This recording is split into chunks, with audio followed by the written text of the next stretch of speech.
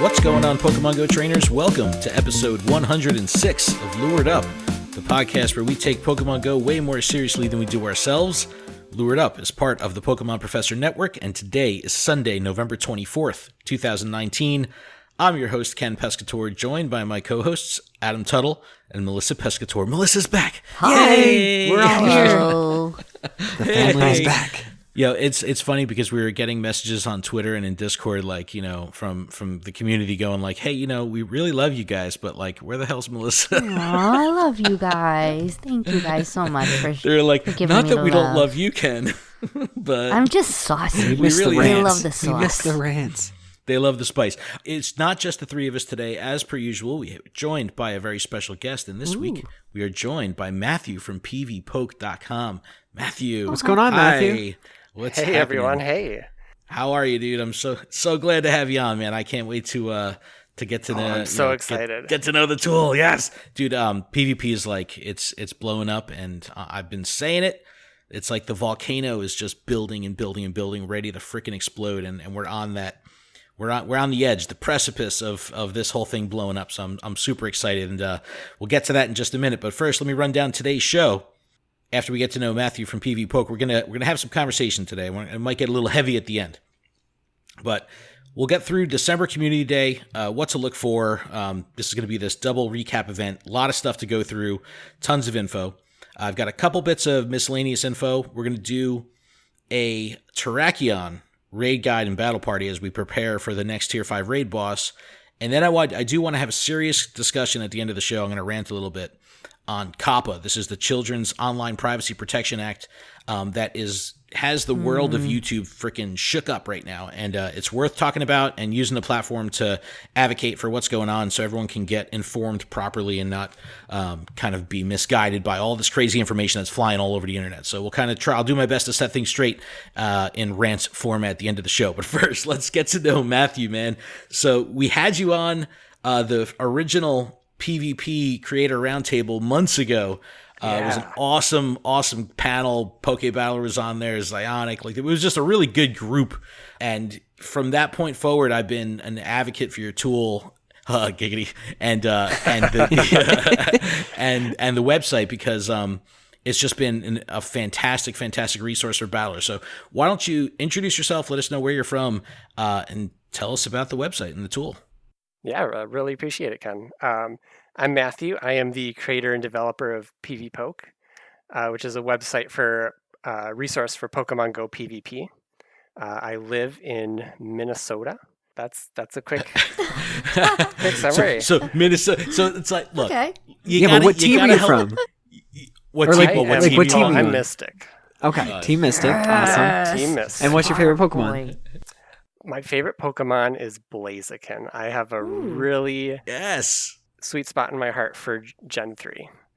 Awesome. I grew up playing all the Pokemon games, but I spent a really good amount of time with Gen 3. So But the It's near and dear to my firefighting heart. chicken stole your heart. yes, 420 Blaziken. No I doubt. remember Kyler had posted something once. It was like 420 Blaziken, my dude. He did a video about Blaziken on 420, and it's like now every time I hear Blaziken, I have to say like 420 Blaziken, my dude. That was the name of it.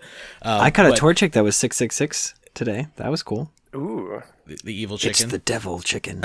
But why don't you explain what PvPoke is and kind of how it came to be, man? Because I've seen this, the whole thing kind of iterate constantly, and it's constantly like this liquid and flowing barrage of updates. So let us know what is it all about, and how much work is it to maintain, man? Like, it's constantly changing. It's amazing. thank you. So PvPoke is a battle simulating resource for Pokemon Go PvP. It has rankings that'll tell you, which Pokemon are good. You can see exactly how battles play out. So you can look at individual strategies for each matchup.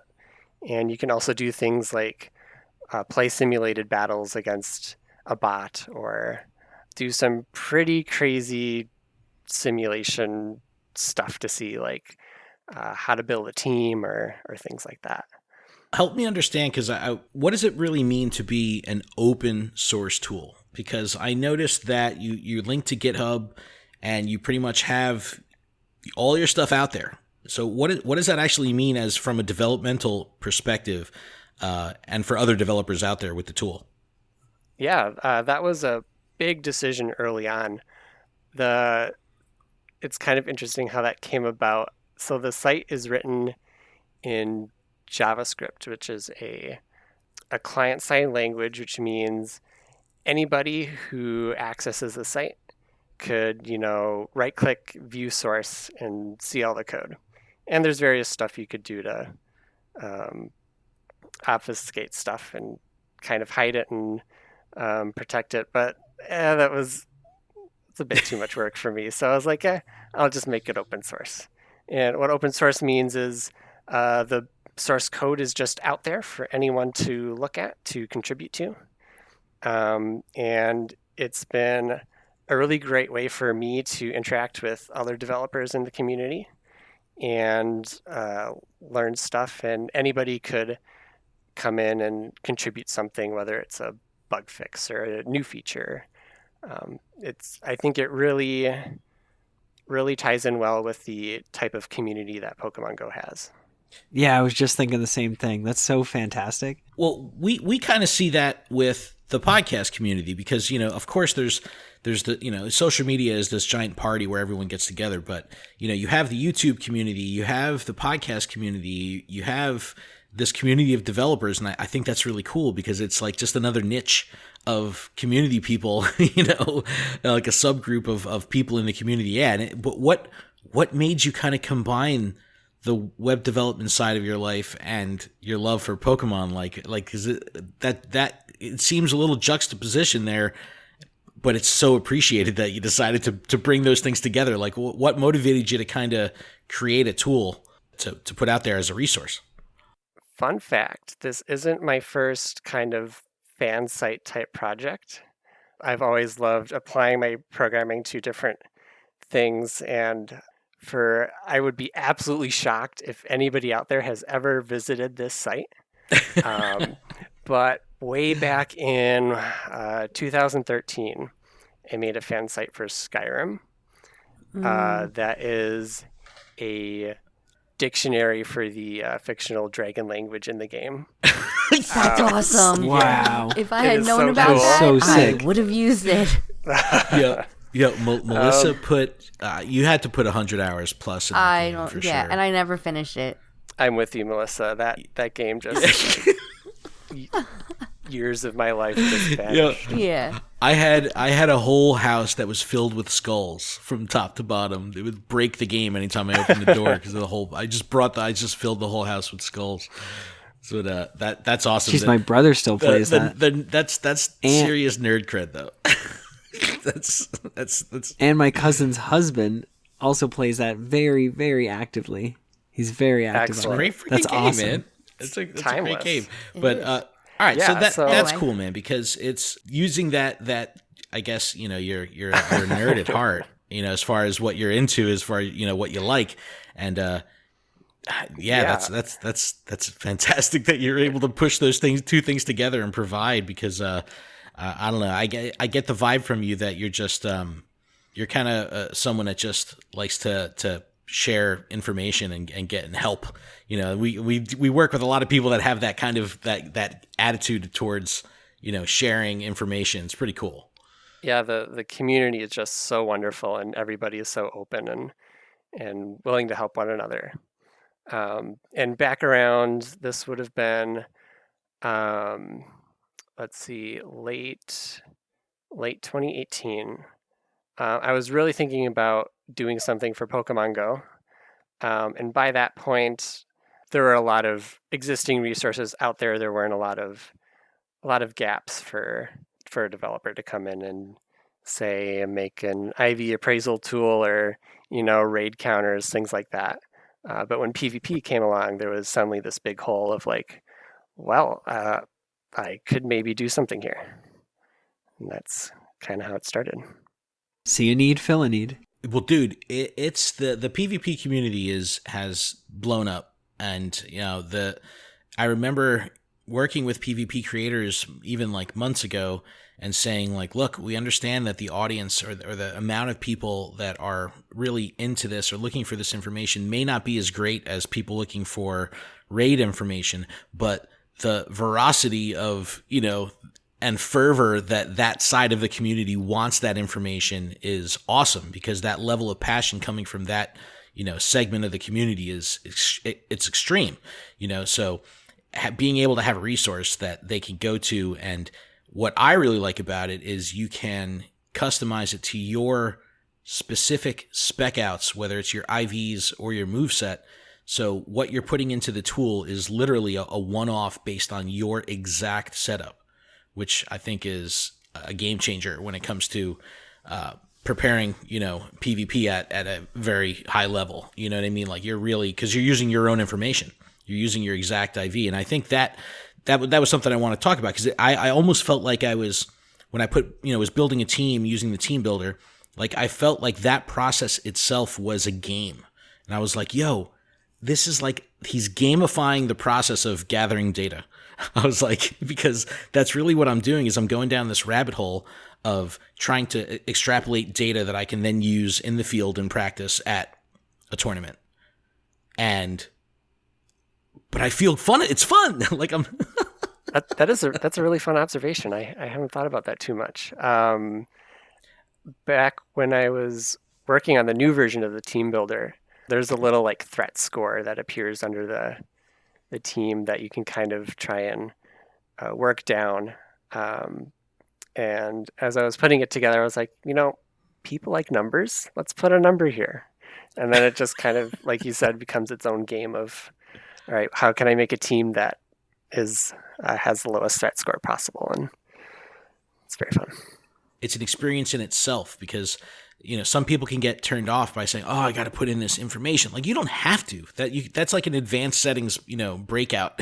You don't have to do that, but if you do, it just tailors that experience. So this is what I wanted to do for my community. If people have never used this website, PvPoke, if you've never been on PvPoke, I want to talk about how this tool can be used by 3 separate types of trainers, right?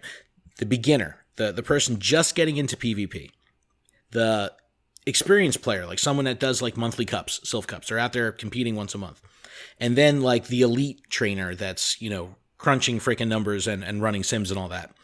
Because I think that no matter where you are on that scale of PvP kind of fanaticism or dedication, your site is exceptionally resourceful, useful. Yeah. So like the beginner, like let's say someone's never used this site before and they're just getting into PvP. What's something that how can they benefit easily from the PvPoke? Yeah, the first thing they could do is look at the rankings and see which Pokemon might be good for PvP, because it's a completely different pool of Pokemon than you're used to from the raid scene, which is something I love about PvP. That there's so many useful Pokemon. And they could also, the team builder itself is a good way of say, hey, I want to put a team of 3 Pokemon together, which 3 Pokemon are going to work well together. And then, of course, there's, if you really haven't played PvP before and you're looking for a pressure-free environment to play around in it, the training simulator is also a great place to play around. Well, let's talk about this, man, because when did this release? And I think that training simulator is so fun that, again, it's like, look, I'll go to like the Cartoon Network website and like play their Flash games and stuff and have a lot of fun. But I could find myself like, on PvPoke running these training sims and like having so much fun, like playing it out and watching it play out. It's really cool. Yeah, that was, I think I want to say early August. It was before Mirror Cup, which was a whirlwind, because when I was developing the tool, I was like, okay, I only need to do this for like 1, maybe 2 cups. And then right. And then Mirror comes on, I was like, oh no, I gotta do all 8. So that was fun. But what about the experienced trainer? So the person that, like in our Discord, it's filled with people that are battling consistently on a week-to-week basis. I just started a New Jersey-based PvP Discord that now has over 40 different PvP communities in New Jersey registered with it. It's amazing. Excellent. The Wow. community is awesome. Yeah, we're going to be doing a mega tournament in the spring. We're shooting for like 150 people, so it's gonna be awesome. We're going big, and Jersey's definitely been representing. But those type of trainers, so the people that are out there playing, it's what's like kind of the next level of depth that they can expect from the site. Those types of trainers are probably wondering, they know which Pokemon are good, but maybe they want to see, hey, I have 2 Skuntank. One's rank, 1,000, one's rank 100. What am I losing with if I go with the rank 1001? And you can go into the matrix tool, for example, put them both in and see which matchups they drop. Or you could do something like train with both of them and see, kind of get a feel for them in the training simulator.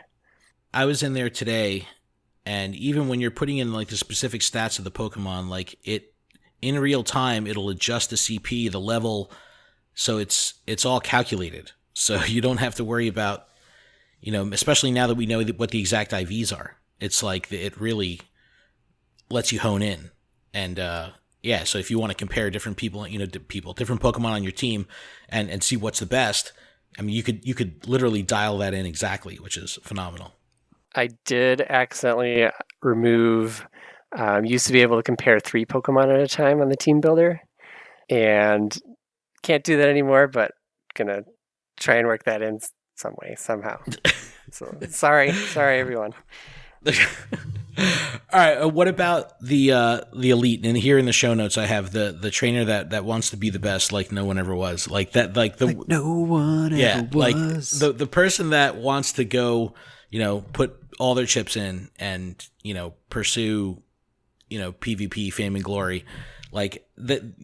You could still use your site to receive that level of support, right? Like there's still you could really, really dig in deep when you use a combination of kind of like the training sim, the team builder, and the ranking system, right? Like this is it's a one stop, right? Yeah, and on the topic of very, very high end level play, there's this thing called sandbox mode, which is it's consumed so much of my time, but probably a lot of other people's time too. So you might want to know, hey, what beats what? How many shields do I need to use to beat this or that? And that's all cool. The default sims spit out a result that's kind of like it tries to guess how that matchup would play out. And for the most part, it does pretty well. But the top player might be wondering, like, okay, with these sets of IVs hitting this breakpoint, can I farm down a Dragonair with 30 HP left on my Lapras? And if I undertap after the charge move, can I get to this or that move? And you can manually play out the matchups and see exactly what would happen. And that's insane. It gets pretty crazy. That's people do. Totally nuts. And I experienced that firsthand at one of the Ferocious Cups I threw this month. There was a player there who had, literally printouts of graphs and was really honed in on the information and, counting moves and all that stuff. And I was like, this is like a whole different level of kind of conceptualizing what PvP is all about. And that kind of takes me to what the main reason I like talking PvP with people is kind of putting a tinfoil hat on and looking into the future a bit, because it seems like the tide is turned with pushing Pokemon Go PvP towards the esports thing, right? And teams are getting organized and built, and they're getting, jerseys to, made, and they're marketing themselves as teams. Like things are really happening when it comes to that. Now we know that the Go Battle League, the official Go Battle League, is coming from Niantic. What would you like to see from this tool in terms of PvP at large, and what do you think the possibilities are here? Like, have you thought about what this could be? I'm hoping it's going to bring a lot more people to PvP. People who maybe have tried it once or twice, or maybe go through 3 battles in the day to get the rewards, but don't otherwise think much of it. I'm hoping that people will be encouraged to learn more, and I think I can only imagine that everybody who's currently doing PvP is really going to benefit from this. Yeah. No, I'm very optimistic about it all, and the more the merrier. And it's going to turn the gas on, because this is what it's going to take to get the volume required to get the impression share, and to build the market share that'll allow this to succeed, like on the big stage, consistently. So I'm excited about that. But I want to take the tinfoil hat thing one step further. Ooh. Could you imagine a world where PvP battles take place in AR? I can. That would be awesome. Dude, how cool would that be? That would be like, Melissa, would you play PvP if you could do battles in AR? Like, I'm looking through my phone, you're looking through my phone. Spectators can then use their phone to see our Pokemon in the same AR space. Hell yeah, that'd be fucking amazing. So obviously this has to happen. I know, right? If a feature could get Melissa to play PvP. The thing that stops me from PvP is just it's it's so confusing, like what to use. It became just overwhelming for me. So I was like, I'm good.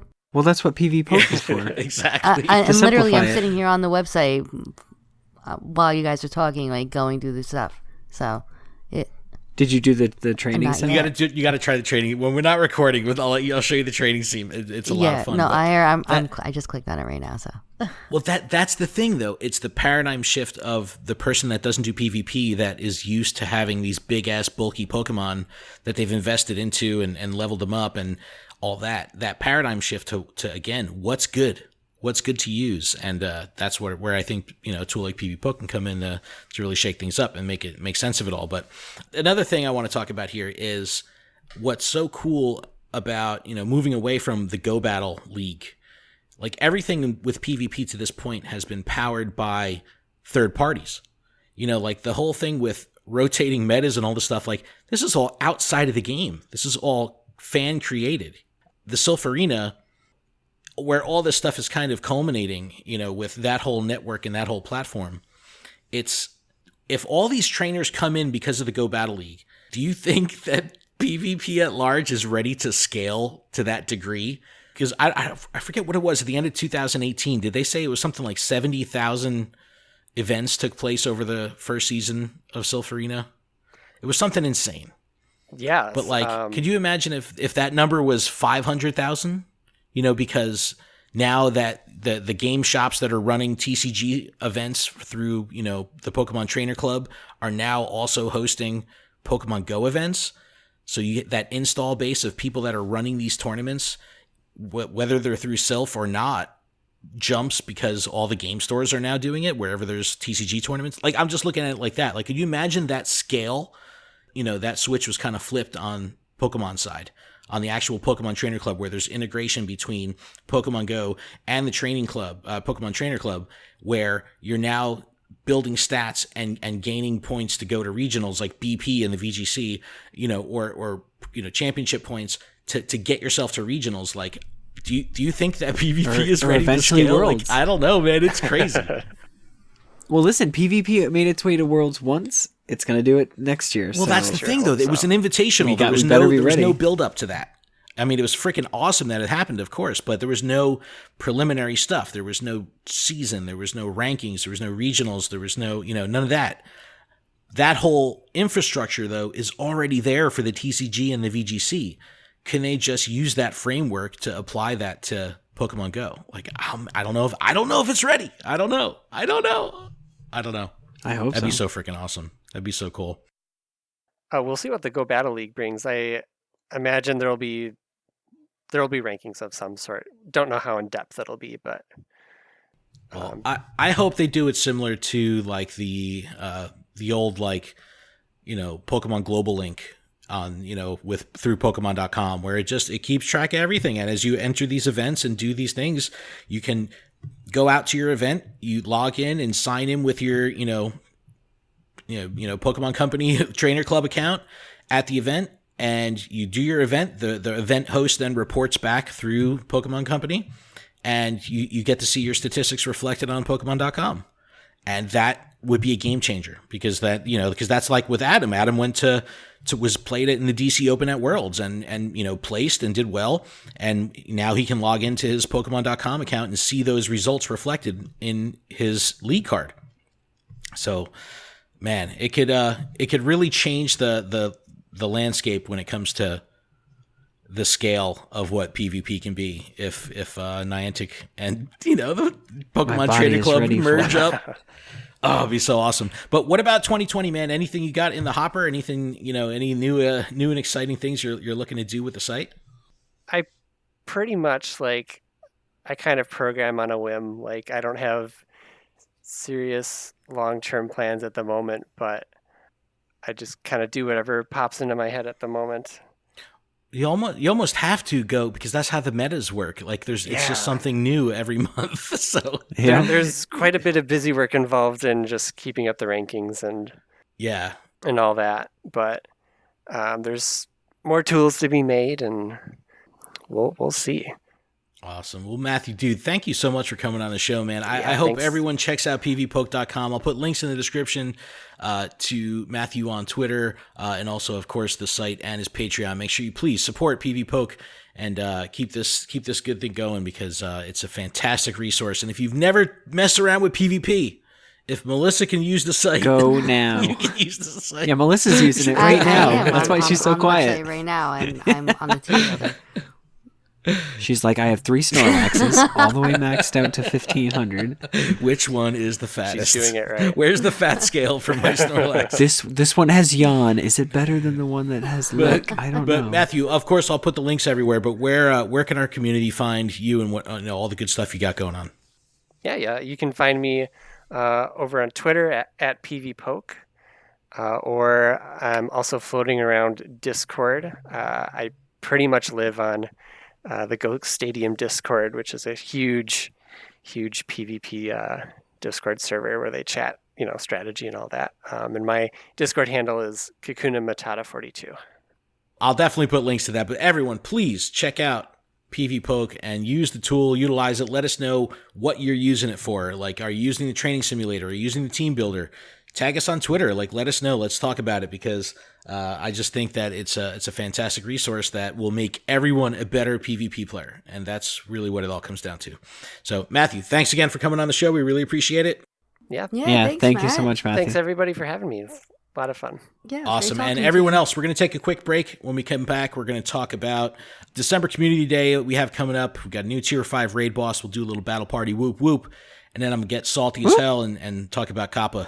And go on a little bit of a rant. I have my soapbox ready. Pour the salt. I do. No, I'm not salty about it. It's worth talking about. Pour the pepper. We'll get into it in a minute. But everyone else, we're going to take a quick break. We'll be back right after this.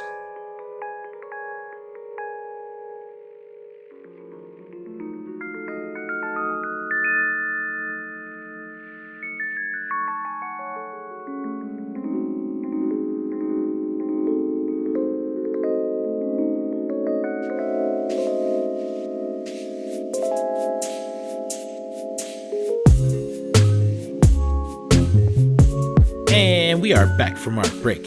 Thank you guys for that great break. It was great. It was a well-deserved break. Good break. Matthew, What a break. PvPoke.com. Thank you so much for coming on the show. It's all right. You guys got to just experience this site, man. It is hilarious talking to someone from the web developer space that's not like the YouTubers that we're used to talking to that are through the roof with, like coming off True Inferno, like he was, so top. gassed up. It's like, it's just so cool, man. It's just like, I love finding and being able to interact with like just different types of people that engage in this game in different ways. It's so cool how diverse the community is when it comes to Pokemon Go. But it's so cool, man. Matthew, thanks for coming on the show. It was really a lot of cool insight. And everyone, you just take advantage of this tool. It's so awesome. Everyone could benefit from it. It's fucking Melissa's doing it. You could do it. Little housekeeping before we get into the back half of the show. This podcast is powered by Patreon. Please check ours out over at patreon.com/PokemonProfessor, where you can support this show for as little as $1 a month. And that $1 will get you access to our patron-exclusive Discord, which is a fantastic place filled with fantastic people. It sure is. And I want to give a huge shout-out to our show supporter tier patrons. Brittany, J, Matt, M. Pitts, Terry, David, Chris, Sydney, Bacon L, The Noise, Harry, Poké Nav, Bhatt, Purple Pancakes, Dem Gears, Be Bangin', Lady Goobly Meat, Super Nerd, Fox, Go Ranger, Matt, The Phoenix, Baker Boy, Jolt Switch, Alex, The Illustrious Overseer, Jason, Go Live Andrew, Matt from Kentucky, Paul, Justin, and Val. Wow. Thank That you, was guys. the fastest that you've done that. Jeez. He's going to have to Thank you, start guys. learning how to Appreciate do it. it faster. Yeah, it's gonna be I'm like the Poké Micro Rap. Machines guy. But also huge shout out to our executive producer, Paul Bhatt, and a very special thanks to Jamal for joining at the Discord tier. And I want to give Jamal a shout out real quick because he's an absolute Wayfarer madman. There's no other way to put this. He sent me a screenshot of his Wayfarer profile, right? This is as of a couple days ago. So this isn't even current. He's reviewed over 10,000 Wayfarer nominations. He's had over 5,500 nominations accepted. What the It's I don't even know what that absolutely means. insane. So he's pretty much responsible for shaping the landscape of his local community in Pokemon Go of adding Pokestops and gyms into the game. So not only is he involved with Pokemon Go, but he leveled up to level 12 in Ingress just so he could have the ability to vote on gyms in Pokemon Go. So he became a patron, went over to our Discord. We have a Wayfarer channel, and we start this amazing conversation about Wayfarer, and he is so willing to just help. He's showing how to run S2 cell overlays over like your maps that show your points of interest that are already there. So you can literally take your local community, look at the grid, right? Find a square on the map that doesn't have a gym or Pokestops, go into that area of the map and nominate Pokestops because they're going to be eligible because there's none in there. Like he's telling you literally how to fill in every freaking square of your community. It's so cool. That's awesome. So yeah, it's, you know, I definitely want to get him on the show or on do something with him on Instagram maybe because he really understands how the process works, and you know he's shaping the community for himself and for a lot of other trainers that he's helping out worldwide. So it's really freaking awesome. Jamal, thank you so much for joining up. It's very welcome. Yeah, thank you. You're very That's welcome in awesome. the community. We really do Putting appreciate in it. tons of work. Yes. And if Patreon isn't your thing, there's still a couple other ways you can help us out. If you're listening on YouTube, you can subscribe to the channel, turn on notifications. If you're listening via a podcast service like Apple Podcasts, you can take a moment to leave us a review. We would greatly appreciate it. Thank you so much for that. All right, Adam, December Community Day.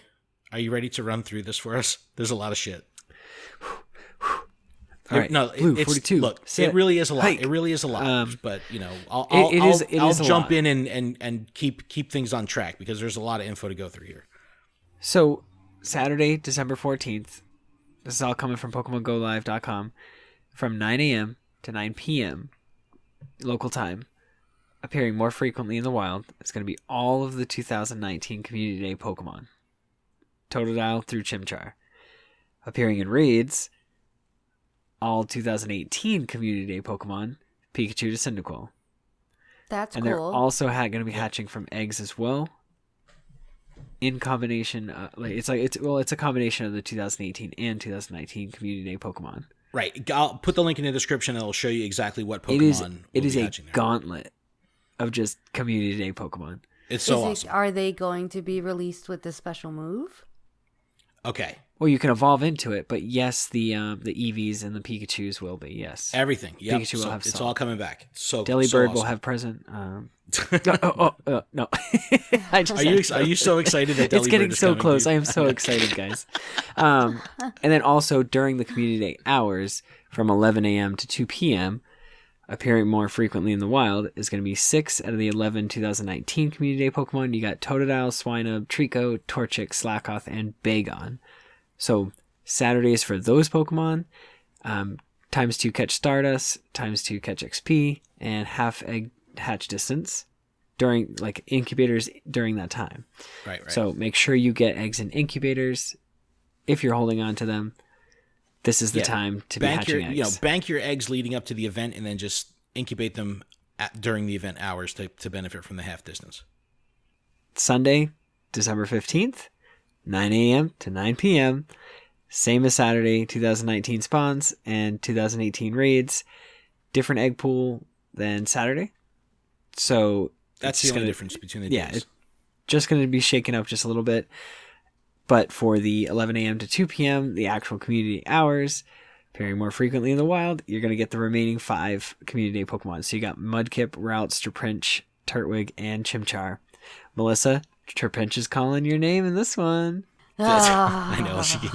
I need that Swinub, actually. That was one I didn't play. Really? Yes. Mm-hmm. I'm missing all these fucking like community days that landed on Saturdays that I couldn't play. This is like so perfect for me to like actually get caught up and just like give me my 3. I just need to fill out the line. Give me my family line. See now, but this is the thing. Like they're having this crazy community day. It's over 2 days, so they're giving you a ton of opportunity to catch all of these Pokemon that we miss. But are they going to give us the fucking shinies? Because the last 2 special community day things that they did, the shiny rates were jacked the fuck up. On last week's show, we talked about setting expectation, not setting yourself up for disaster.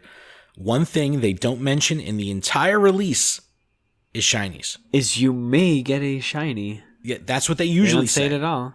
See, then that's fucking bullshit. That's bullshit. I call bullshit. If there's not a fucking increase in shiny, dude, that's bullshit. All right, this is my hot take. During the 9 a.m. to 9 p.m.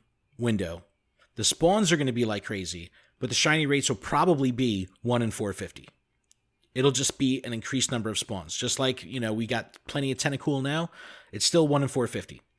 During the 11 to 2 window, on those specific species that they're doing from the 11 to 2 window, those will probably be an increased rate. Now, I don't know if they're going to be the same 1 in 25 or whatever that a normal community day is, but I'm sure that during that window, the rate will be turned up. But the 9 a.m. to 9 p.m. thing, I bet you they don't touch the rate. So it's, so people need to set your freaking expectations accordingly, because I'm just waiting for like Monday morning looking at tweets and people going like, I caught 26, Squirtle and I didn't get any shiny, or something, whatever, like I'm just waiting for it. Set your expectations properly. I think Niantic should just do us a fucking solid and just make it shiny fucking madness. Make it rain. Just give us this weekend to you didn't get them. Here's your fucking opportunity, But that's the thing. If you're getting increased spawns for 12 hours, you got to get out there. You got to get out there. Yeah. But 12 hours. But a lot of spawns. A lot, you know what I'm saying? Like you're going to have a lot of different Pokemon. All 2018 and 2019 Community Day Pokemon, when evolved to their appropriate Pokemon that got the exclusive move during that Pokemon's Community Day, will get the move. I've been do this sitting with existing on 100% Pokemon. Shelgon. That's what I mean. People, if you've been sitting on those Pokemon and like not evolving for a while, like you have that 100% like Pupitar. Matang. Exactly. Now's your chance to like evolve during that window. Flaffy. Yes, that's what I mean. And my Dragonair. It's so awesome. Yep, I have 100% Dragonair too that I haven't evolved. So it's like it's the perfect opportunity to take advantage of it to get the moves. Well, that was the community day I forgot to evolve Pokemon.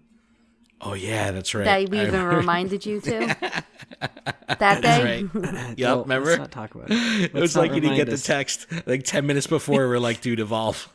That was before you got, because now they give you the hour after. But yeah, that was before they implemented used to that. Are you gonna have that this? Are you gonna have that this community day? The extra hour? I don't think so. You got 12 fucking hours. That's not enough. Well, I fucking want that extra hour. I want one more. You're so the internet. Well, they'll tell us that, till 10 p.m. we actually get it. No, they Or didn't, somebody- they didn't say no, that's that. the thing. They didn't Somebody say will that, evolve so no, at it's 10 9 p.m. p.m. Knock it off. It's 9 p.m.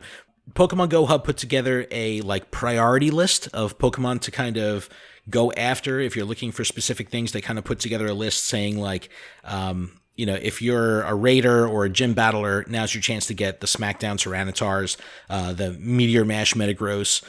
Pretty much all of the starters become way more valuable with their Community Day moves. And then for battlers, if you're in PvP, this is a fantastic opportunity to get like Hydro Cannon Swampert. People they're walking their EVs now so they can evolve to get their last resort Umbreon. Frenzy Plant Venusaur is another great one for PvP that you're going to be able to get. So this is a great opportunity to fill in some gaps in your lineup. So check out the Pokemon Go Hub article. I'll put it in the description, and just make notes so you remember, okay, I need to evolve this. I need to evolve this. I need to evolve this, because this is the chance to get completely caught up with 2 years worth of Pokemon that you could have missed if you weren't playing at the time that they were out. So now is your chance. So it's good. I love the fact that it's 12 hours each day of increased spawns. So even if you're working or trapped, at least you have a lot of time to catch. So if you're not working and you're not trapped, you legitimately have 24 hours. 24. That is one madness. full day. Yeah, do you remember day. when Pokemon Master Holly did the 24-hour live stream? Where she streamed for 24 hours straight, walking around fucking like ghettos in Philly. It was great. I remember that video. It was That was awesome. fantastic. So good. But let us know what Pokemon you're most excited for with the 2019 December recap of Community Day. I'd imagine that the Tyranitars and the Metagrosses are going to be very, very popular. Why can't they bring back the Sleepy Snorlax? Oh, right? Like, give us that. Come on. Hey, I'm sure they're going to do something with when Pokemon Sleep comes out, whenever the hell that comes out. Remember we heard about that and never heard about it again? So, Yep. whenever Isn't that there comes, supposed to be a wearable, too? there's no wearable. So wasn't that What? the thing that you put in your bed? That you're Oh, supposed to yes. not knock off the Yes. fucking No, we bed? talked about that. Yeah. Maybe it's not a wearable, but you just put No, it on it's- your bed. No, it's just that Tracks flat your movement. Go Plus looking thing, the big flat Pokeball thing. Yeah, that shit's getting flung off the bed in the corner. It's hitting the wall and sliding down. Exactly. The fucking, pit you're of no definitely return behind kicking the it bed. off the bed Just tie when it you to a fucking kick the covers off. Tie it to a string or something. Yeah, whip the covers off because the dog is gonna like throw up and it's like hits the ceiling like. All right, couple bits of miscellaneous news here before we get into our raid guide and battle party for Terrakion. Today, Sunday, Team Go Rocket Takeover from 11 to 2. Adam, did you take part in the Team Go Rocket Takeover? Nope. I was clocked in and working. So Team Go Rocket took over. They said every Pokestop. I noticed a couple stops here and there that were not Team Go Rocket stops, and they were also not leaders either. So it wasn't every stop, but I saw a couple sporadic ones, here and there that weren't. But pretty much Team Rocket took over all the stops. It was a great opportunity to complete your, get to Giovanni, because there was just tons of grunts everywhere to get your rocket radars. You find your leaders. I played for about an hour and got to my last rocket radar. I couldn't find Arlo. Every single one I saw, leader I saw, which wasn't many, was Cliff and Sierra, over and over and over. So couldn't actually play through it because I couldn't find Arlo. But I'm set up to get Arlo. After I'm done with Arlo, I can go right to Giovanni. So then it's just a matter of finding Giovanni. So, Yeah, I'm still I still need Sierra and Arlo. Yeah, that's half the battle is freaking finding the leaders. It's if I was in Red Bank where there's like 40 stops on top of each other, it would have been easy. But I just I was commuting today. I was like driving around.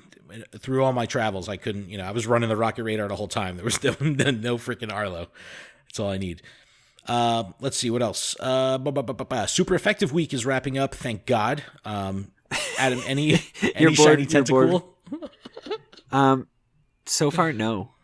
No. Yeah, no, none at all. Yeah, that's a big no. That's a big how no about for you? me. No. How about Melissa? She's like, I clicked one. I didn't get one. Bro, so the whole point of this week was, Pokemon that are, super effective against Team Go Rocket. Like, I didn't feel that at all. All I kept seeing was fucking Teddy Ursa, Swinub, and Torchic. I was not interested. Don't get me wrong, I'm catching every Pokemon every time. That's just how I play. but I was not happy about it. I was like, these are not exciting spawns. I do not want another Teddiursa. Like, what But was they're like cute. what was the predominant spawn by you, Adam? Teddiursa. Oh, Everywhere. is it exciting to catch that? Would you rather catch a Pidgey or a Teddiursa? A Teddiursa. Oh God, I knew Because I have Definitely a 100%. I Teddiursa. already It's have cuter than a 100%. Pidgeotto. So I don't know, man. I don't know. I wasn't feeling this round of spawns. Not too exciting. And I definitely didn't get the vibe of like, hey, I'm catching this Teddiursa because Ursaring is better for Go Rocket Grunts, or like, you know, I'm going to evolve this Torchic to a Blaziken. I just wasn't feeling that. But oh yeah, lots of Torchic. Oh my god, yeah. And it's like I'm glad it's after done. so many Torchics, there's just it felt like Torchic Community Day. And then the Murkrows, there was like cluster spawns of Murkrows for me. I'm like, I get to the end of my road, right at the Pokestop, the Moose.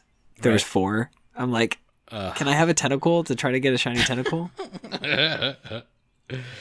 All right, what else do we have? Cobalion's going away on Tuesday, so when this comes out, by the time this comes out, Cobalion will be gone, Terrakion will be in. Terrakion's here from the 26th at 1 p.m. PST. It goes through December 17th, I believe. So it's a little bit of a shorter window for this Tier 5 boss. I'm very excited about this. I don't know how everyone else feels, but Pokemon storage has been increased from 2,500 to 3,000, and item storage has been increased from 2,000 to 2,500. So 500 extra spaces for Pokemon and for items. Adam, what's your take on this? Are you I'm you gonna invested? need that space come the end of December because I'm gonna need to fill that with as many Delibirds as possible. Yo, this is a And license you, for and you, Niantic the to listener, print money. everybody dude. needs to just save as like all those spaces for Delibirds. That's what happens to me, and then I end up with fucking 100 Delibird stuck in my inventory for a year until I see you, and then I gotta trade them all away. Yeah, that's But- the whole point. No, no, please no. But think about it like that. Every 4 days, you can earn enough for one slot of 50 if based on free to play. So if you want to do this free to play, it's going to take a long time, but it's completely doable. Or you could just drop $10 a pop. You know, $20 will get you there. You know, easy peasy, lemon squeezy. But this is, like I was saying, this is a license to print money, because for me, I'm at the caps constantly, and they could raise the cap every fucking month. I'd still hit the cap every month. Like, it just happens. So no matter what, with the release of new Pokemon and the requirement of PvP, I need more items on hand. I'm just going to be hitting the cap.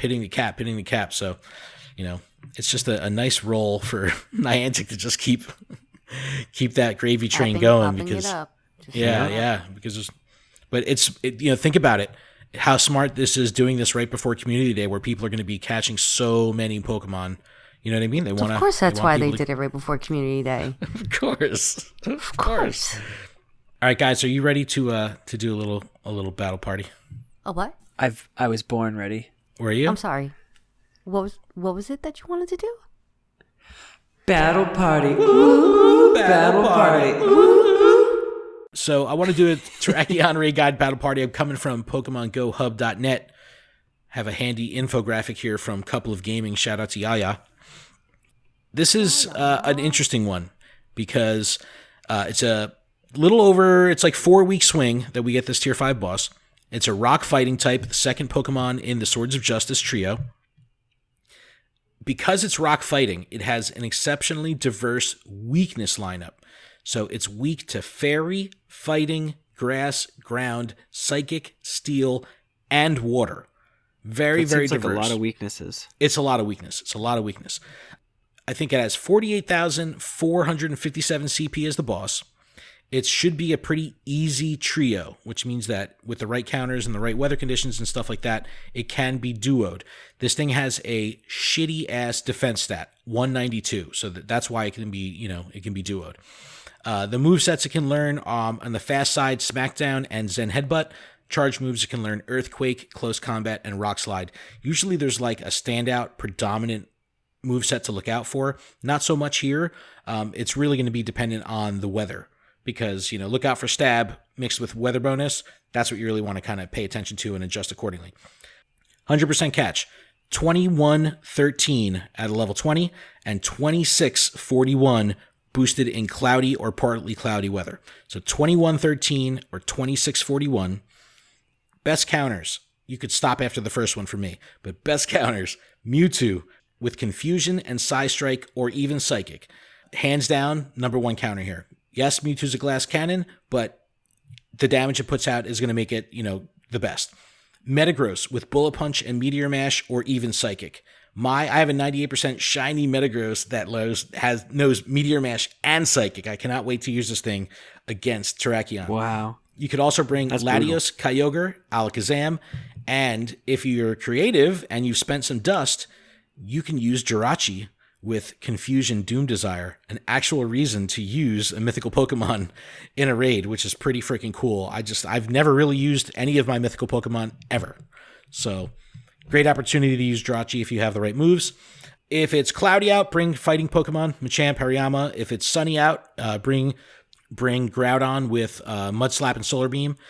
If it's snowy by you, I feel bad for you already in the year, but if it's snowy by you, bring Steel types. Dialga, Excadrill is another good one that you can use if you haven't used that one yet. I'm definitely going to go for the duo. I've got a couple heavy hitters that are in my area that raid, so I'm just bringing 6 Mewtwo. And I'll re-lobby and, heal and get back in. I've got 4 really good ones with Psystrike, and I've got 2 with Psychic that are really good. So I'm bringing fucking 6 Mewtwo. Thrown down. All right. Melissa, what about you? So I just looked at my Jirachi, and it fucking has Confusion Doom's Desire. Well, there you go. Whoa. You're all set So up. I'm going to go ahead and use that. But how much candy do you have? I have 23 candy right now, but I've got 80 something Rare candy? Rare candies, yeah. Well, there you go. You got a reason to use Jirachi now. And then I'm going to bring 2 Mewtwo and a Latios and an Alakazam, and I'm going to bring a Gardevoir. There you go. Get the fairy in there. My Gardevoir is Fairy Psychic, so. That works too. Adam, what about you? Oh, God. I should have known. I'm looking at it in the notes. Is it 100% Go ahead, Adam. Squad? He just wrote Hundo So I'm going to Squad. bring my Community Day evolved Venusaur, Sceptile for Alligator, and then my 100% also of Amistar, Gyarados, and Vaporeon. All right. So I got a little bit of grass. That's a flex. A lot of water. It's a flex. Keeping it A 100. lot of water. Oh, God. Water. All right, so I'm boring as usual, boring and efficient. Melissa's actually creative and using fairy Pokemon and Jirachi, and Adam is flexing hard on that ass. All right, I want to rant, and this might get a little. I want to rant. No, look, this might get a little long-winded. Listen to him. It's going to be great. It's going to be huge. There's a lot of information here. Careful. It's outside of our scope, but as a journalist and as someone working in media, and believe it or not, yeah, we're a podcast, but we have a YouTube channel that has 250 videos on it. It affects a lot of people, whether you're a creator or a consumer. There's serious implications with some changes that are coming to YouTube, and I want to talk about it. I want to use this platform to advocate for potential change and just to let people know what's going on. So, first of all, I'm not a lawyer. I don't know what the fuck I'm talking about. Speaking from the heart. That being said, I'll continue. I'm going to source 2 videos here. One from Poké that is an exceptionally raw and emotional video of him actually sitting on camera. He's typically not on camera, but he's sitting on camera and just laying it out of his feelings of what COPPA is all about. So COPPA is the Children's Online Privacy Protection Act, right? The TLDR of this is it's designed to protect kids from being targeted by ads online. Sounds good, right? Yes, we want to protect our kids. But here's where it gets interesting. So in this Poké video, he lays it all out. It's fantastic because he talks about it, how it relates to Pokemon Go content on YouTube specifically. And I'm going to also link another video from Abdallah Smash, another great YouTuber that does Nintendo content, who takes a much more realistic and optimistic approach to covering what's going on. So 2 very, very different points of view about COPPA, however you want to say it. But the most important takeaway here is to be informed, and that's really what I want to get across here. And again, this is going to be long-winded. Bear with me here. A lot of good info. It's worth hearing because it's going to affect you. I'm sure this will affect you because if you watch YouTube, which is fucking everybody, and your kids watch YouTube, and your mom watches YouTube, it's going to affect all of us. So starting January 1st, 2020, FTC is going to start, enforcing this COPPA Act, which is going to be protecting the kids from targeted ads. Back in March of this year, the FTC settled fines with TikTok over violating this policy. $5.7 million. It was the largest lawsuit of its type at that time. That was back in March. In September, the FTC settled fines with YouTube and Google for $170 million in fines. So this is big. Now, I've seen this on my own YouTube channel, on our YouTube channel here. I've seen it. When you're on the back end of all of your videos, it's going to prompt you to answer this yes or no question. Was your video made for kids? And kids are 13 and under. And again, I've sourced here the official FTC webpage, but this is what it says. I'll quote them from their site. It says, quote, according to the FTC guidance in COPPA, a video is child-directed, which we'll call made for kids, if children are the primary audience based on one of the factors described below, or children are not the primary audience, but the video is still directed to children based on the factors below. Now, they list a whole bunch of factors, but why we should be concerned is because of one specific line here. It says, quote, whether the video includes characters, celebrities, or toys that appeal to children, including animated characters or cartoon figures. Think about it. That's fucking Pokemon. Pokemon are characters. As much as you could say whatever it is, it's a fucking cartoon, it's a video game, it's a toy. So it's, of course, we're adults here. We're enjoying Pokemon, but think about it from the FTC's eyes. Okay. I digress. You have those two choices, right? Yes, it's for kids. No, it's not for kids. Okay. If you choose and say, like on our lured up videos on YouTube, I select, no, we tell dick and fart jokes. We're not for kids. You know what I mean? It's like, but I have got to watch them all, which may not be directed for kids, but it's still family friendly. It's gray area. So if I choose no, my content is not for kids, right? But then the FTC decides that my video, in fact, is intended for kids. Their word against mine. I can be faced with a $42,000 fine per violation based on the FTC decision. Their word against mine. But that's only if you have advertisements on your page. No. I'm confused because, all right. Regardless of where you are in the world, regardless of what you're doing, you still have to obey the law of the Child Online Privacy Protection Act.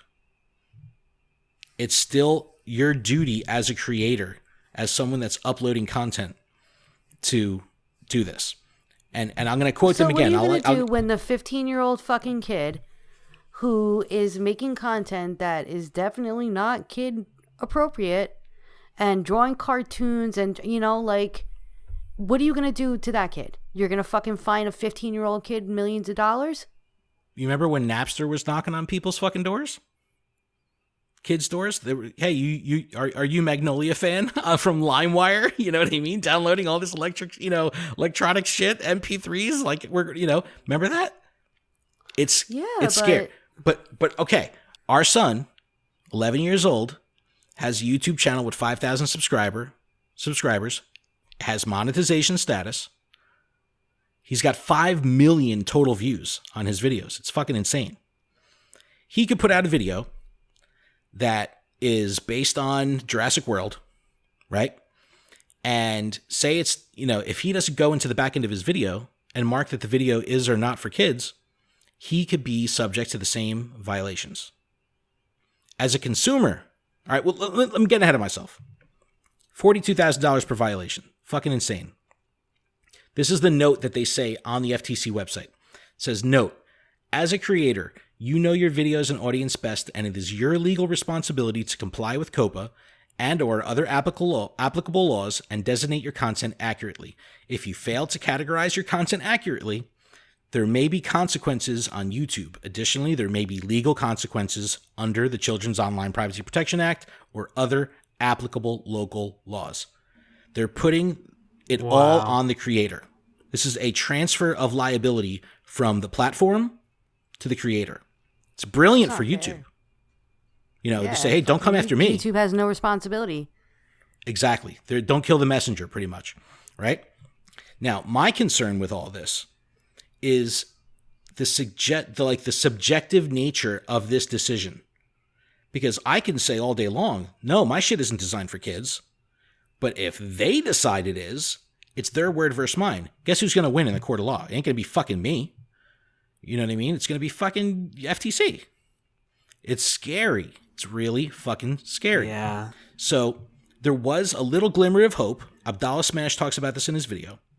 There was a glimmer of hope from YouTube yesterday where they put out a little bit of a press release kind of trying to calm the waters because there was a shit ton of like fear-mongering and panic all over YouTube.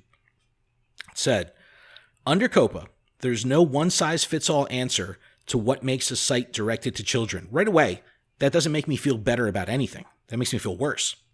It says that we can offer some guidance. To be clear, your content isn't considered directed to children just because some children may see it. However, if your intended audience is kids under 13, you're covered by COPPA, and you have to honor the rules requirements. Again, they're just saying, just don't violate, but it's up to them to decide. This is not a black and white thing. It's very subjective. The problem with that is this is going to be, there's a billion fucking videos on YouTube. This isn't going to be monitored by humans. This is going to be algorithm. This is going to be bots. Are the bots going to be able to subjectively decide that my Pokemon content isn't for kids because we say the word fuck, or on Gotta Watch 'Em All that's clean and we talk about cartoons that's not really designed for kids, even though our demographic is 25 and up? It's bizarre. So if you choose that your content is not for kids, it's risky because if the FTC thinks you're lying or they decide that it's not, you can be fined as a creator. Okay. Wow. What's the other option? No big deal. I'll just say that my video is for kids. I'll play it safe. Seems like the safest route, right? But when you do that, yes, you're giving up the liability. You're saying, nope, it's clear. We're good. Again, if you're lying and you are saying dick and fart jokes and fuck and you're saying it's for kids, that can screw you. But listen to what happens to your channel. You lose the ability to send notifications to your users. So no notification bell, no comment section, no longer added to recommended lists, so you're not going to be picked up by the algorithm and recommended to people in their sidebar, no personalized ads, no info cards, no end screens, no community-based tab, and no ability for a user to save your video to one of their playlists. You're pretty much giving up your ability to be seen on YouTube in order to protect the kids. By saying that your video is for kids, you become fucking invisible on YouTube. So what that means is people aren't going to see your videos. People aren't going to watch your videos. If you're running ads, no one's going to pay, you're not going to get paid on those ads because no one's going to watch the videos. So look, this industry, this career path, this whole thing is so young. YouTube hasn't even been around 20 years. You know what I mean? It's like, what was it, 2005? Like, this is still so young. But the other day, I'm chilling out here. I'm doing the show notes in the living room, right? In my son's room, I hear him crying. And I'm like, what the fuck is going on? I go out there and I talk to him. And he says, Dad, not now. I got to watch this video. It's really important. Okay, what the hell are you watching? His favorite YouTuber, the Gaming Beaver, does Jurassic World videos, put out a video saying, I might have to shut my channel down on January 1st. I'm scared. I don't know what to do. I can't take the risk. I'm so sorry, guys. I'm going to have to shut down.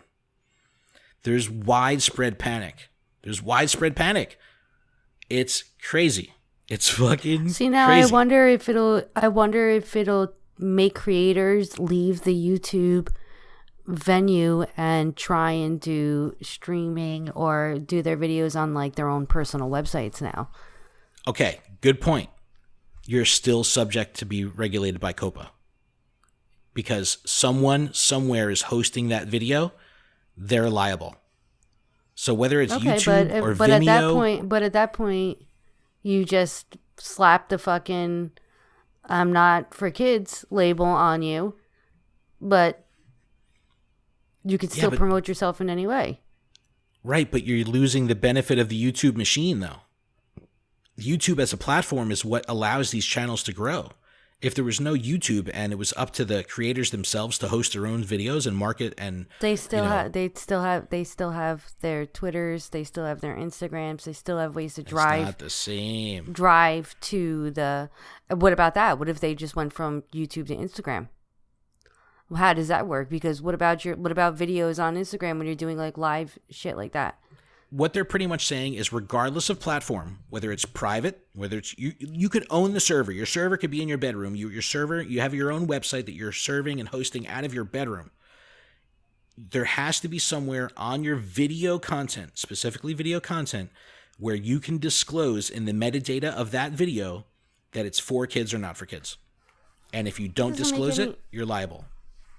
Potentially liable. Doesn't make any sense. Like, how are you going to do that on fucking Instagram? It's the fucking law. But how do you do that? Like, there's no setting on fucking TikTok. Instagram that you push a button and says, "My fuck, this video I'm about to post of me wiping my ass with a fucking burrito is not for kids." You know, there's I'm sure this just happened on YouTube for that on Instagram. How do they regulate that? Because they went after YouTube, they settled a huge fucking lawsuit, and there was an instant change to their back end. Giggity. So wow. They went after TikTok. Now there's different regulations on TikTok. It's just a matter of time before the FTC covers everything. But right now, the hot button, the target, is YouTube, which just happens to be the biggest fucking video platform and second biggest search engine in the world. Wow, they're whores. And it's also where, all these Pokemon... like what are they going to do with streaming too? Like, whores. It's a fundamental shift. It's a fundamental shift. So I encourage everyone to watch the 2 videos that I link in the description. Poké's video, so you can hear raw emotional testimony here from a Pokemon Go creator. Watch the Abdallah Smash video, who's pretty much saying, put your fucking brakes on. Everything's going to be okay as long as you're not stupid. Or just fucking say you're for kids and play it safe and deal with the consequence of not being seen. And that's what's happening. So, look, YouTube is a business. And if you're not going to be seen, why do it? That's the thing. YouTube's not going to shoot themselves in the foot and say, hey, we're going to wipe away our content creators, because you got to remember, YouTube still keeps 45% of the monetization of any video. So by limiting that, they are hurting themselves. So they're not stupid. They're just trying to transfer this liability and then maximize on what has monetization capability. It's crazy, and I'm no fucking expert, but this is serious business. Even if you remove the law from everything and just think about the emotional and the creative implications that this is having on the community right now, where you've got creators who have thousands of videos on their channel, worried about having to go in and update every single fucking video or do this blanket over their whole site, where they're saying, like, holy shit, if I were to receive one fine, it would fuck my entire life up. Like, how can I take this risk? Or I say, I'm just going to do this for, I make my living right now off of YouTube, and it's the only way I'm paying my bills. And if I were to stop that and continue creating, but just say that I'm for kids and then lose my ability to have an audience and viewers and communication with my viewers, and my numbers drop, I can no longer, it's not a sustainable I don't think it's fucking they would crazy. Lose their creators. I don't think they would lose their viewers. I mean, and they can just direct their viewers in their videos. Hey, if you want to continue the conversation, hit me up on Instagram, hit me up on Twitter, where those platforms aren't protected necessarily by. They are just not necessarily. It's just not enforced yet. The law is everywhere. It's just like this law has been in place for a long time. It's just now the enforcement, hammer has come around. And that's the thing. Think these people that have like Mystic 7, 2 million fucking subscribers. Yeah, he's got a large reach. But what about the creator that was planning on starting a channel January 2nd of 2020? He's got no audience. That's what I'm saying. It's going to be so hard to build an audience. It's fucked up. It's fucked up. It's definitely worth conversating about. I would love, I'm going to be working on it this week. I would love to have a conference call, a round table of established YouTubers. Just content creators. Get the people that we've had on the show. Get like Nick and Brandon and Reversal, Holly, Zoe. Get them all in one fucking room to talk about this civilly and realistically, because I've seen Holly, shouting on Facebook and Twitter like, hey, you guys need to, know what's going on. It's great that Poké is talking about it. It's a hard thing to talk about without sounding, 1, irrational, 2, like you're fear-mongering, or 3, sounding like you're scared. But it's like it is a scary thing. These creators are fucking scared, and it sucks because even if you remove the law, the paranoia alone could be enough for people to say, I'm not going to be a creator anymore. That's what I don't want to see happen. And that's what's happening. It's wild. It's wild. Let us know what you guys think, because because this is not just Pokemon. This is everything. See, because like I've heard of this like before this podcast. Like I've seen this being talked about around the internet, but I haven't like looked into it, or like I'm now understanding this a little bit more. Obviously, I'm gonna do a little bit more research, but man, this is brutal. Like if I was we are creators, but like, you know what I mean? Like it's weird. It just makes me want to. Well, I get that feeling. Like I don't know if I would. Like if I was on YouTube, I don't know if I would continue. And what about the creator? Like I know for a fact that I have YouTube videos somewhere, like in another channel somewhere that's like old Pokemon stuff. Like I don't even use it. You know what I mean? Like is that stuff still up for grab? You know what I mean? It is. Like, I know it's there somewhere. You're liable. Again, the little channel that isn't getting activity, granted, you're going to be at the bottom of the barrel, right? But the problem I'm still here, in the barrel. You're still in the barrel, because this is going to be, it's not a human. It's not someone with a checklist going, all right, start with the 50 million subscriber channel and we'll work our way down to the channel with no subscribers. It's bots. So whether you got a ton of subscribers or not, it's just, you're just running through the system. So, I'm sure they're going to prioritize large channels, but you're still in the mix. And the thing is, the creators that I watch on a daily basis are large enough that they're making their livings off of this. So if this, this is like, YouTube has a kids app, YouTube Kids, clearly designed for children. If you put Pokemon Go in there, Mystic 7 videos come up. It's like they're there. Allier videos are there. Official Niantic videos are there. So they're associating Pokemon Go with kids. It's crazy to think about. Videos coming up there? No, but that's just the sheer nature that no one watches our shit on YouTube. But if we had the amount of views that Mystic 7 or Allier gets, they're getting videos with 500,000 views. Yeah, that shit's going to show up. So there is a direct correlation between the search algorithm of the words Pokemon Go and YouTube Kids. It's crazy. Wow. It's crazy. Because, like, think about it. If you say that you're safe, oh, yeah, it's for kids, it's fine, I'm okay with that. You no longer have a comment section. Can't communicate with your fans on YouTube. You can't, there's no more notification bell. They won't know when you put a new video out. They literally have to organically search to your channel to find it. It's crazy. That's dumb because they give notification out to kids now. That's going to put a huge reliance on, like, Twitter notifications. Yeah, they give it like, now. If you guys want to know, like, hey, I dropped a video, and then you have to go to YouTube, search my name just to find the video. And the kicker to all this, and obviously we all know it's a fucking sham, is the terms of service of YouTube is to have an account, you have to be 13. You know what I mean? My son's fucking 11. He's got a channel with 5 million views on it. You know what I mean? Like it's just the nature of the beast. There's clearly kids using it. They know that there's a demographic of 13 and under. And it's like Abdallah Smash puts this great thing out and he says, look, you're going to want to be able to have backup if you need to file appeals or something happens. Don't put a fucking poll up on Twitter like, what are my age, what age, how old are you, 13 and under or, 14 to 25, whatever. Don't do that shit. Because if one fucking troll clicks, he's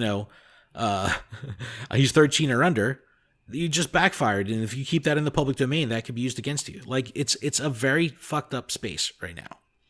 And I want to know if you guys have felt this. I mean, look, I'm very involved in the network of the creator space, so it affects me a lot.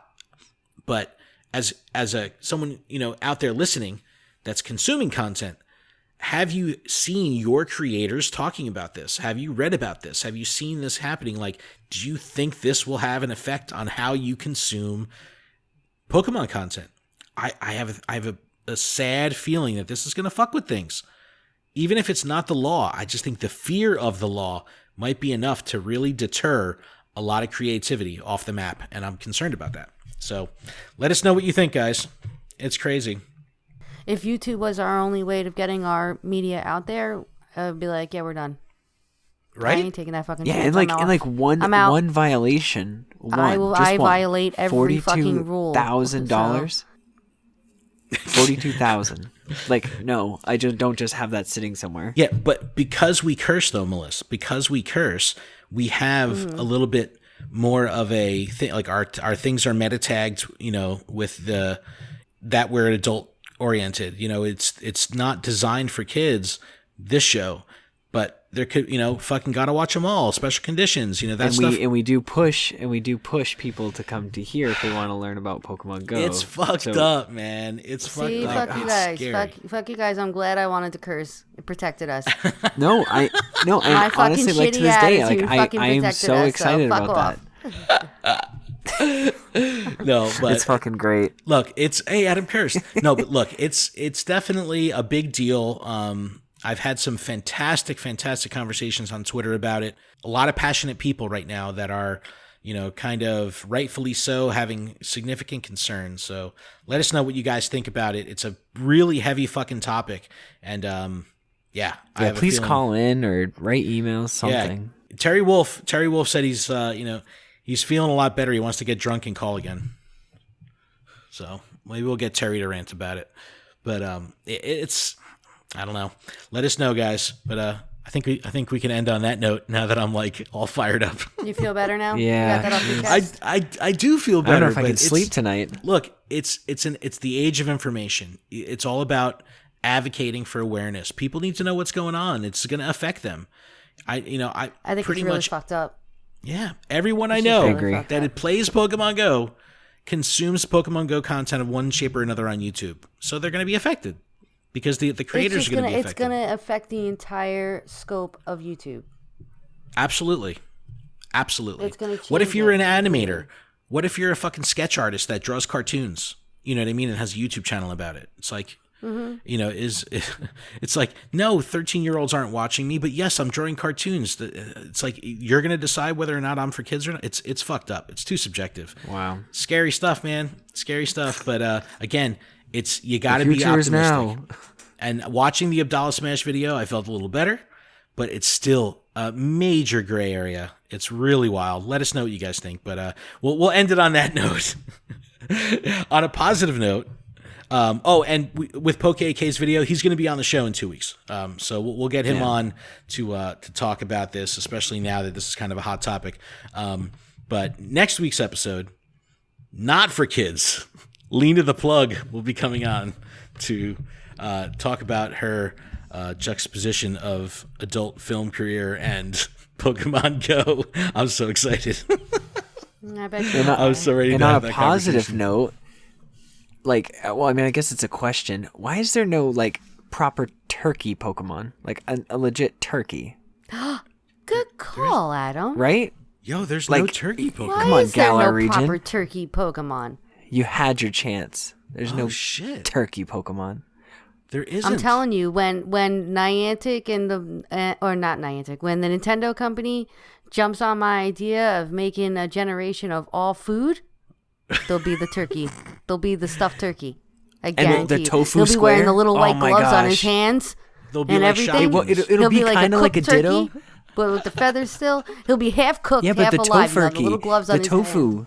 You the know what I'm tofu. It will literally be a square block of tofu. Oh my god! That kind of it falls apart and then it creates legs. I love you guys almost like a you were ditto. able to turn my corn on. my Think about it. negative Corn on the rant around. cob, and it could pop Corn on the popcorn cobulator. at you.